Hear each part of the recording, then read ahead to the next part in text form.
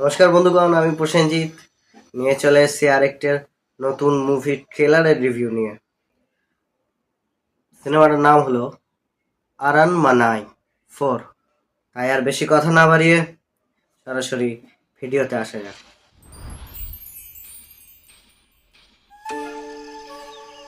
நீங்க பாருங்க சார், புருஷன் பொண்டாட்டிக்குள்ள ஏதோ தகராறு போல இருக்கு. அதை நினைச்சு காட்டுக்குள்ள போனவரு நெஞ்சு வலி வந்து இறந்துட்டாரு.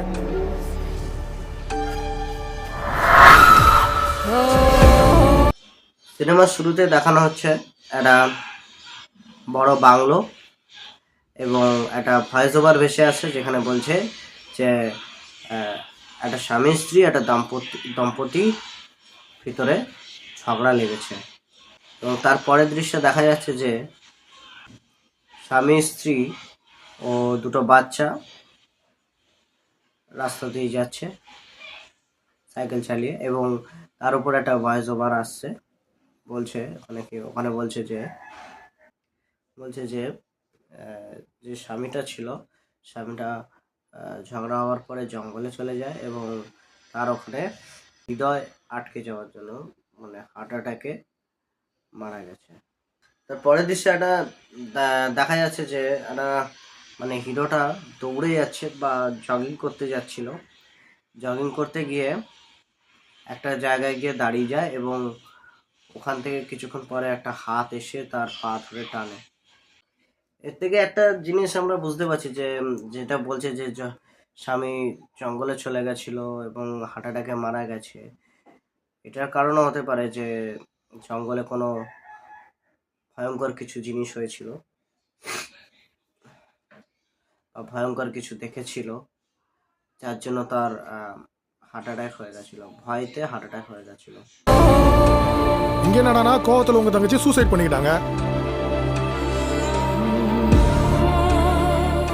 என் தங்கச்சி சாவு தற்கொலை இல்லை.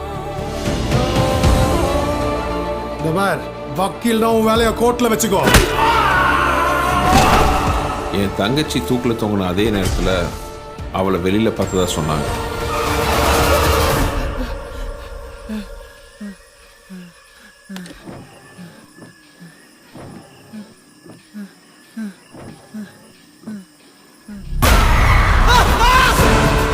আর পরের দৃশ্যে দেখাচ্ছে যে একটা কুয়োতে হিরোইন মানে যে স্বামীটা ছিল তার বউ গলায় দড়ি দিয়ে রয়েছে, আর তোমার বোন ফাঁসি লাগিয়ে আত্মহত্যা করে নিয়েছে।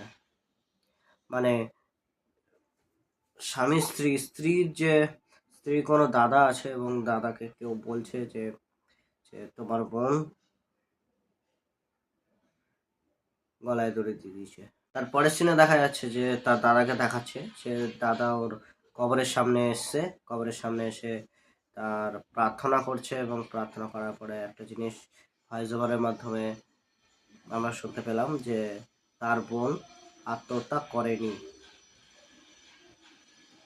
খুব ইন্টারেস্টিং লাগছে, খুব ইমপ্রেসিভ, খুব সুন্দর লাগছে।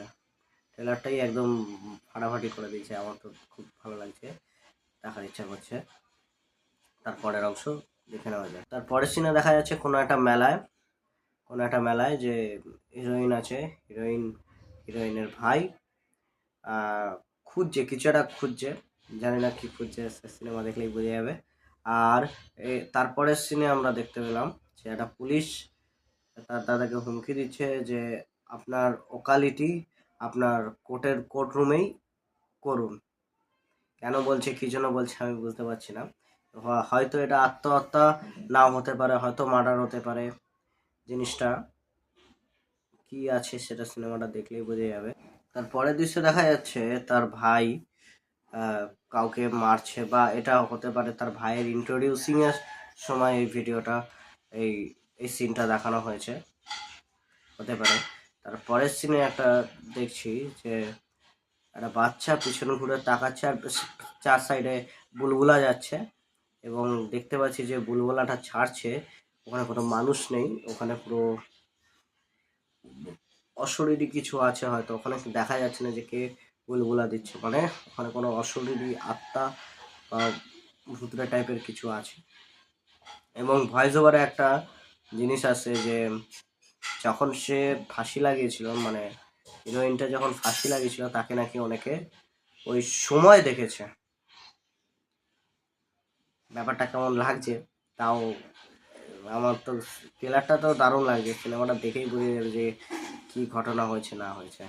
তারপরের সিনে দেখাচ্ছে যে 3-4টে সিন দেখালো যে মেয়েটা একবার ভয় পাচ্ছে এবং কিছু লোক ভয় পাচ্ছে, এরকম 3-4টে সিন দেখালো। এবং ওখানে ভয়েস ওভার আসছে এবং কিছু লোক তাকে দেখেছিল, বাইরে দেখেছিল। একটা তো দেখতে পেলাম যে কিছু লোক যে ওই মরার সময়ই দেখেছে, আর কিছু লোক আবার বাইরে রাস্তায় ঘুরতে দেখেছে। খুব ইন্টারেস্টিং লাগছে। তারপরে সিনে দেখতে পাই যে একটা ছেলে যে গাড়ি চালাচ্ছিল এবং ভয়ে ভয়ে রয়েছে, এবং তার গাড়ির সামনের কাছে সাদা হয়ে গেছিল কোনো কারণে। তো সাদাটা যেই সরানোর পরেই সেই মেয়েটাকে দেখতে পাচ্ছে। মেয়েটা কি আসল নাকি কোনো আত্মা, সেটা সিনেমাটা আসলেই বুঝতে পারবো। তারপরের সিন என்னமோ தப்பா இருக்கு. இதே ஆளை அன்னைக்கு உங்க தங்கச்சி இடத்துல மார்ச்சதுல பார்த்தேன். என்னையா சொல்றான் அந்த சாமியாரு? ஏதோ பாக்குன்னு ஒரு பேயை பத்தி சொல்றாரு சார். இது நைட்டு நம்ம சக்தி ரூம்ல ஒரு உருவத்தை பார்த்தோம். ஏதாவது செஞ்சு உங்க சக்தியால அந்த பாக்க கட்டுப்படுத்த வேண்டியது. ஏற்கனவே 2 உயிர் எடுத்ததுனால இப்போ பலமாயிடுச்சு. இனி மனித சக்தியால அது கட்டுப்படுத்தவே முடியாது. தெய்வ சக்தியால மட்டும்தான் காப்பாற்ற முடியும். யாருமே உனக்கு என்ன வேணும்? நீங்க சொன்னதுதான் சார் கரெக்ட். அந்த சாமியார் தான் ஏதோ பண்ணியிருக்காங்க. তারপরের সিনে দেখাচ্ছে যে কিছু লোক মানে ভয়েতে তাকাচ্ছে। আরেকটা হিরোইন দেখছি যে স্লাইনের বোতলে কিছু একটা ইনজেক্ট করছে। এবং তারপরের সিনে দেখাচ্ছে একটা মৃত্যু ঘটনা, মানে যে মানে হিরোইন মরা ডেড বডিটা নিয়ে যাচ্ছিল, সেই ডেড বডির কাছে পুলিশটা দাঁড়িয়ে রয়েছে। এবং পুলিশটা হয়তো তার দাদাকে বলছে, না তার আগে দাদাটা বলেছে যে কিছু হয়তো নিশ্চয়ই কিছু একটা ভুল হচ্ছে, কারণ এতজন দেখেছে, কিছু একটা ব্যাপার তো আছে। তারপরে পুলিশটা বলছে যে আমি যখন তোমার বোনের ডেড বডিটা দেখেছিলাম, এই ডেড বডির কাছে একটা ব্যক্তি ছিল। এবারে যে কে ছিল, কি তার উদ্দেশ্য, সেগুলো ঠিক জানা নেই। তবে দেখে নেওয়া যাক এখানে তারপরে কি দেখাচ্ছে। তো তো ওর দাদা রিপিটে বলছে, এখানে ডায়লগে লেখা আছে, এটা খুব সুন্দর একটা নদীর ওপর একটা নৌকা চলছে, নৌকা একটা ছোট মেয়ে বসে রয়েছে, খুব সুন্দর একটা সিন দেখানো হয়েছে। সিনে বলছে যে ও ওখানে কি করছিল, মানে যে ডেড বডির কাছে যে লোকটা ছিল ওখানে কি করছিল। ও একটা ঋষি ছিল, সেটাও এখানে বলেছে যে ও একটা ঋষি ছিল, যে ঋষিটা ওখানে কি করছিল। এখানে তারপরের সিনে খুব সুন্দর সিন দেখাচ্ছে যে একটা মাঝি দাঁড়িয়ে রয়েছে এবং পিছন ঘুরে তাকালো এবং একটা বাচ্চা মেয়ে একটা কাঁচা মাছ খাচ্ছে। এবং তার উপরে ভয়েস ওভারটা আছে যে ঋষিটা নাকি বলছিল যে ঋষিটা কোনো একটা ভূতের ব্যাপারে বলছিল, যার নাম হলো বাঘ। তারপরে একটা অন্ধকারের সিনে হালকা একটা সিন দেখায়, যেখানে দরজা খুলে বলছে কাল রাত ও কন থা, মানে কালকে রাতে ও কে ছিল। তারপরে সিনে দেখাচ্ছে আরেকটা হিরোইন আরেকজনকে বলছে, তার শাশুড়ি হবে হয়তো, যে ও মানে আরেকটা নায়িকাটা যে শক্তি বলে কারোর রুমে একটা অদ্ভুত কিছু দেখেছিল, একটা অদ্ভুত কিছু অশরীরী দেখেছিল। তা সেই ডায়লগটার পরেই সেই সিনটা দেখানো হচ্ছে যে একটা ঘরের বাইরে দিয়ে একটা অশরীরী হেঁটে যাচ্ছে। তারপরের সিনে দেখা যাচ্ছে যে একটা তান্ত্রিক তন্ত্রমন্ত্র করছে এবং ভয়েস ওভারে একটা জিনিস ভেসে আসছে, মানে বলছে যে আপনি কিছু করছেন না কেন, আপনি আপনার শক্তি দিয়ে ভূতটাকে কেন নিয়ন্ত্রণ করছেন না। তারপরের সিনে দেখাচ্ছে যে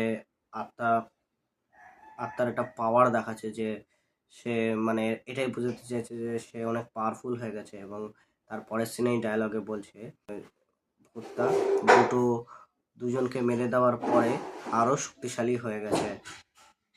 তার পরের সিনে দেখাচ্ছে কিছু ভৌতিক ক্রিয়াকলাপ, এবং এটাও বলছে ডায়লগে যে মানুষের শক্তি আর একে আর কোনোভাবেই নিয়ন্ত্রিত করতে পারবে না। তার পরের সিনে দেখাচ্ছে যে ফাইটিং সিন হচ্ছে, এবং আরেকটা কথা বলছে কেবলমাত্র দৈবিক শক্তি একে নিয়ন্ত্রণ করতে পারবে। আর তারপরের সিনে দেখাচ্ছে কোনো ভগবানের পুজো হচ্ছে, আরাধনা হচ্ছে, খুব সুন্দরভাবে খুব সুন্দর সিনটা দেখানো হয়েছে, অত পুরো মনটা ভরে গেল। তার তার পরের সিনে আমরা দেখতে পাচ্ছি হিরোইন বলছে আপ কন হে, মানে তার পরের সিনে আমরা দেখতে পাচ্ছি হিরোইন বলছে যে আপনি কে এবং কি চাই আপনার, এবং এটা বলার সঙ্গে সঙ্গে হিরোইনের আঙুলগুলো মুড়িয়ে ভেঙে দেয়। এটা আর্তনাদের একটা জিনিস দেখতে পেলাম, যে আমরা একটা জিনিস ভেবে নিতেই পারি যে এটা কি সত্যি আত্মহত্যা নাকি কোনো ধরনের মার্ডারও হতে পারে, এটা দেখার বিষয় আছে। তারপরের সিনে দেখতে পাই যে ওর দাদাই মনে হয়, তোর দাদা জঙ্গলে যাচ্ছে এবং ভালো করে খুঁজছে, এবং পিছন থেকে একজন বলছে যে যে স্যার আপনি ঠিকই বলেছিলেন যে এটা হয়তো সেই সাধুরই কারসাজি হতে পারে, এই সাধুরই কাজ হতে পারে। মানে খুব ইন্টারেস্টিং লাগছে যে একটা ব্ল্যাক ম্যাজিক টাইপের কিছু একটা দেখানো হবে, একটা আত্মা দিয়ে একটা ভূত হরর কিছু একটা দারুণ কিছু দেখানো হবে এই সিনেমাটায়। যে ট্রেলারটা দেখেই এত সুন্দর লাগছে তা কি বলবো। তারপরের সিনটা দেখে নেওয়া যায়। তারপরের সিনে দেখানো হয় যে অনেকগুলো ভূত ঘুরে বেড়াচ্ছে, এবং ওই যে সাধুটা ছিল সাধুটার আশেপাশে ঘুরে বেড়াচ্ছে, এবং সাধুটা যখন উঠলো তার চারিপাশে অনেক রকমের অনেক আত্মা দেখা যাচ্ছে। এটাই কি তাহলে আসল রূপ? হয়তো কি ভিলেন এই ঋষিটাই? হয়তো কি ভিলেন এই তান্ত্রিকটাই? ঠিক এখন বলার মতো নয়, কারণ জানি না, পুরো সিনেমাটা না দেখলে বোঝা যাবে না। ஆனா இன்னைக்கு ராத்திரி என்னவோ நடக்க போகுதுன்னு மட்டும் தோணுது. திருவலா அன்னைக்கு 3 பேர் ஆத்மாவை அபகரிச்சிட்டா அப்புறமா துஷ்ட சக்தி மாபெரும் சக்தியா மாறிடும்.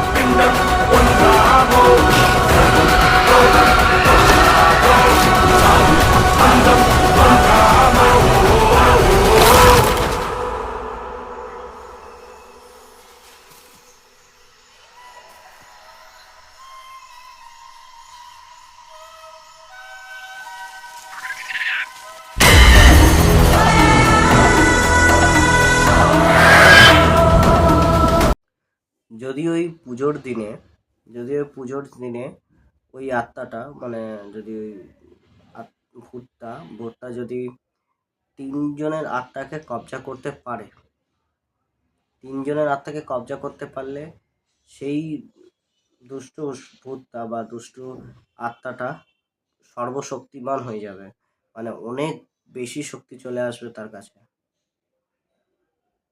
এরকম কিছু একটা বলছে। এবং খুব সুন্দর একটা হরর সিন দেখানো হচ্ছে, রোমাঞ্চকর সিন, হেভি লাগছে। কিন্তু আবার এখানে আরেকটা জিনিসও দেখতে পেলাম যে ওই তান্ত্রিকটার সঙ্গে কিন্তু ওই আত্মাটার বা যে মেয়েটা মারা গেছে গলায় দড়ি দিয়ে তার কিন্তু একটা লড়াই হচ্ছে। জানি না কে এখানে বদমাস, এখানে হয়তো তান্ত্রিকটাও বদমাস হতে পারে, এখানে যে মরে গেছে সেই আত্মাটাও বদমাস হতে পারে, ঠিক জানা নেই। লাস্টের সিনে আমরা দেখতে পাই যে যে হিরোইন ছিল যে মারা গেছিল গলায় দড়ি দিয়ে, তার দাদা জঙ্গলে গেছিল এবং জঙ্গলে একটা ছায়া দেখতে পেয়েছিল, এবং ছায়াটাকে ভালো করে দেখার জন্য যখন চেষ্টা করছিল তখন পাশ দিয়ে আরেকটা ভুতুরে জিনিস হলো, যেটার জন্য ওর দাদাও ভয় পেয়ে গেছিল। এইভাবে ট্রেলারটা শেষ হলো, এবং ট্রেলারের নামটা দেখাচ্ছে আরনমানাই 4। আরনমানাই অর্থ হলো দ্য த பிளேஸ் 4. இந்த டீமை வச்சு ஈ கூட ஓட்ட முடியாது, எங்கிருந்து பேய் ஓட்டுறது? ஆமா, இந்த பேய் பேர் என்ன சொன்னீங்க? একটা সিন রয়েছে, সিনে বলছে যে আমি আমার টিমের সঙ্গে একটা মাছিও ভাগাতে পারি না, তো আমি একটা ভূত ভাগাবো কি করে। আর তারপরে বলছে যে আচ্ছা এই ভূতটার নামটা কি আছে, পাশ দিয়ে একদম ভুতুরে ভাবে বলল যে বাঘ বাঘ।